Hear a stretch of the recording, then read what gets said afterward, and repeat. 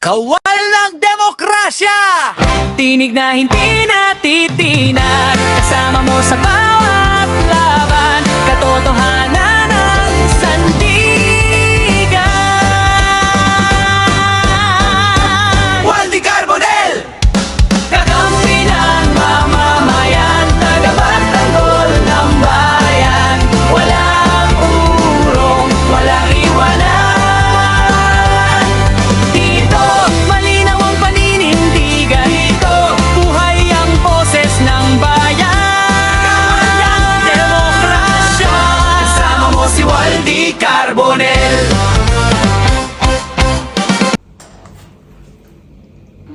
Isang mapagpalayang araw po sa ating lahat, mga kaibigan. Ito po ang Kawal ng Demokrasya, Waldy Carbonell.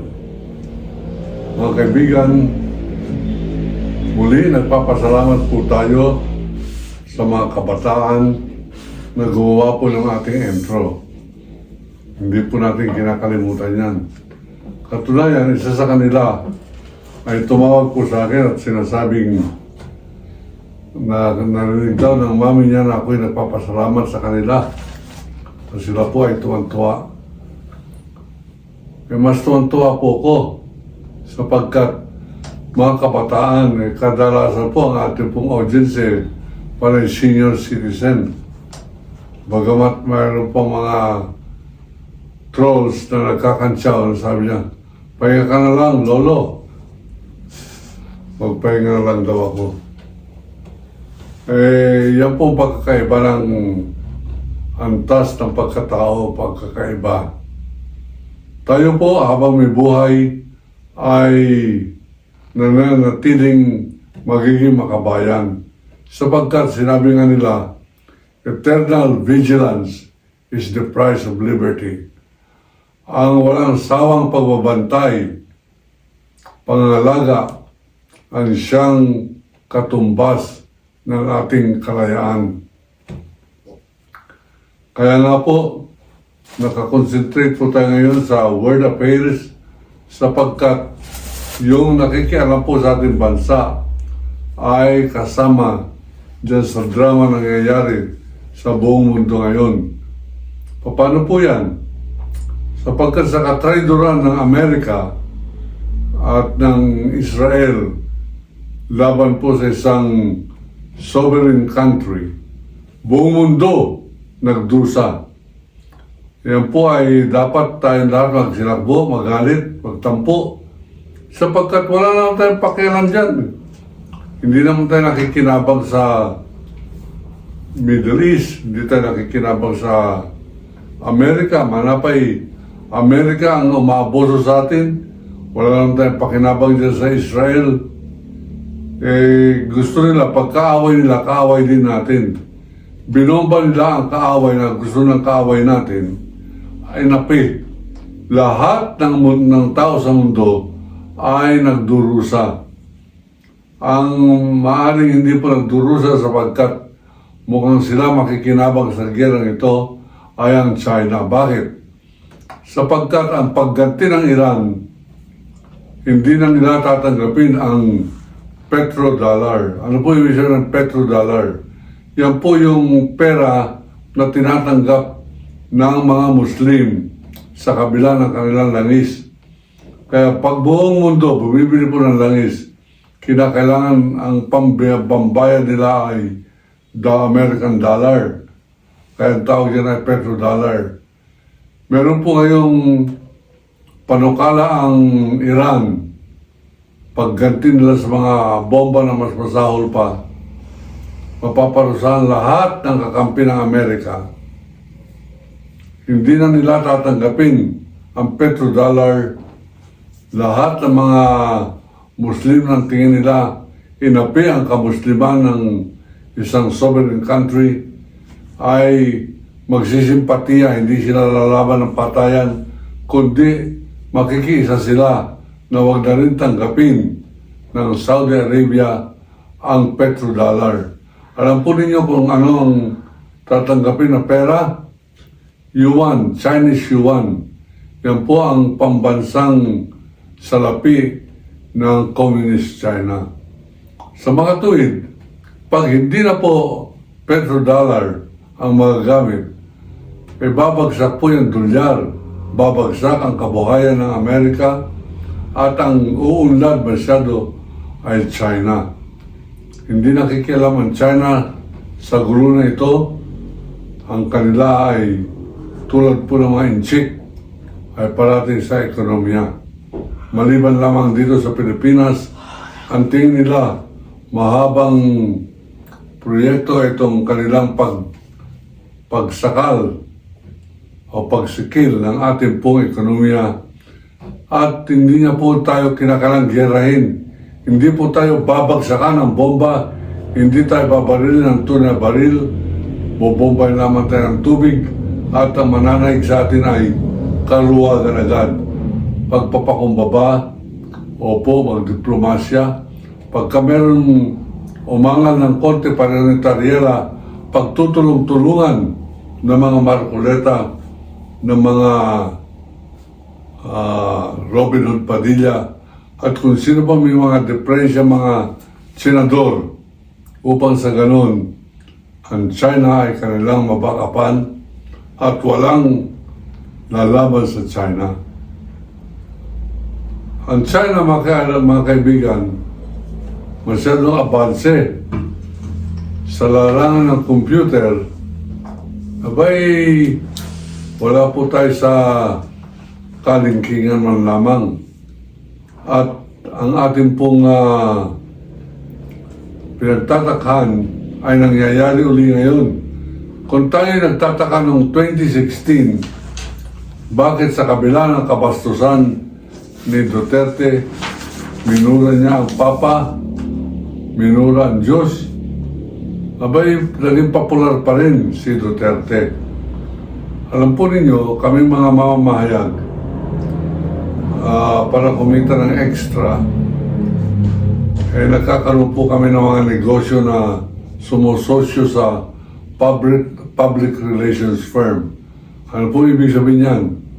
Yung public relations firm, ang kaibigan, yan yung nagtitimo ng imahen ng isang produkto, isang advokasya, o isang kandidato. At sa pagkakataon noong 2016, karamihan ng mga media personality ay kasapi dyan po sa public relations program ng China. Kaya nga po, pag pinapag-aralan ko mabuti ito, wala pa ako nakitang ganyang kagandang programa pareho ng programa ng China para kay Rodrigo Duterte. Nangunguna kasi sa survey, bago pa lamang mag-survey, kumalat ang resulta ng survey na ang gusto ng mga Pilipino ay ang pangalan Rodrigo Duterte bilang Pangulo.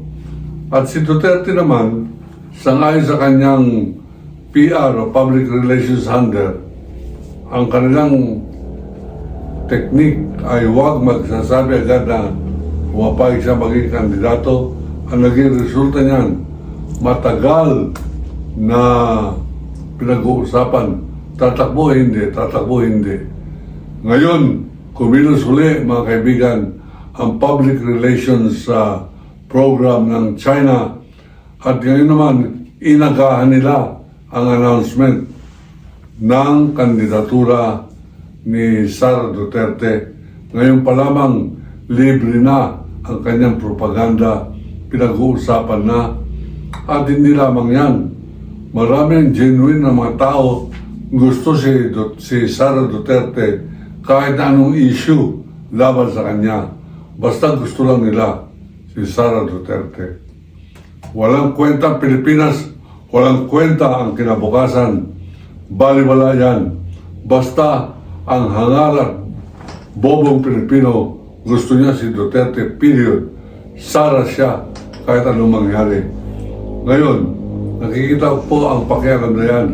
Kung ganyan ang pakialam ng China, yan po ang aking batayan kung bakit hindi ako naniniwalang matutuloy ang impeachment.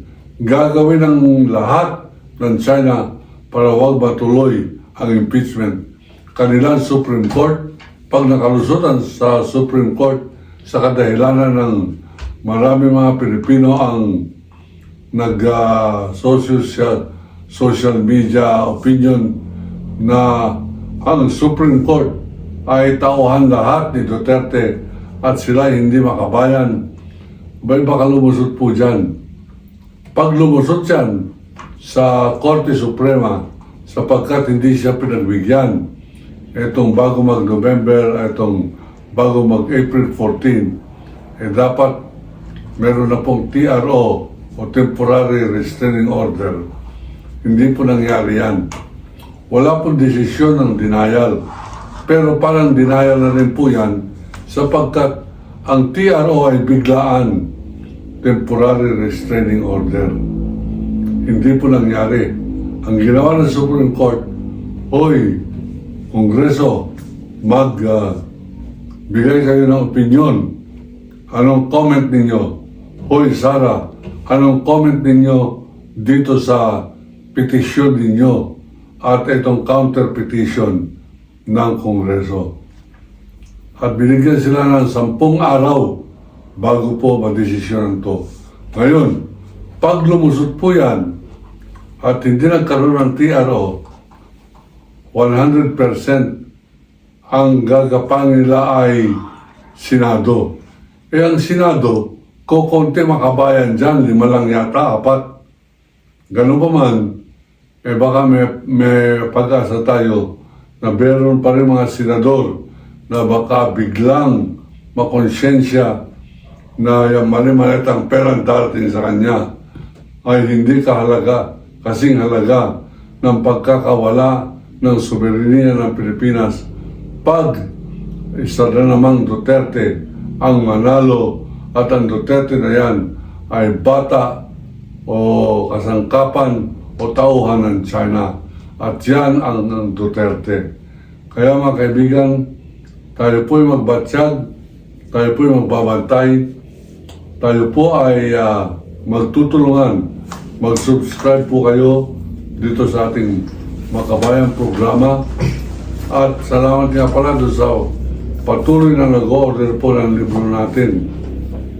Pansamantala po tayo nawala dito sapagkat nagre-recruit po tayo ng mga miyembro ng Kawal ng Demokrasya Movement sa buong Luzon. Kaya lamang naantala po sapagkat napakamahal ng gasolina dahil sa kagagawa ng isang teroristang bansa. At ang teroristang bansang yan, wala pong iba kundi ang bansang Amerika. Yan po ang tunay na terorista ng ating pong mundo ngayon. Waldy Carbonell, nagsasabing, iniibig ko ang Pilipinas. China, layas!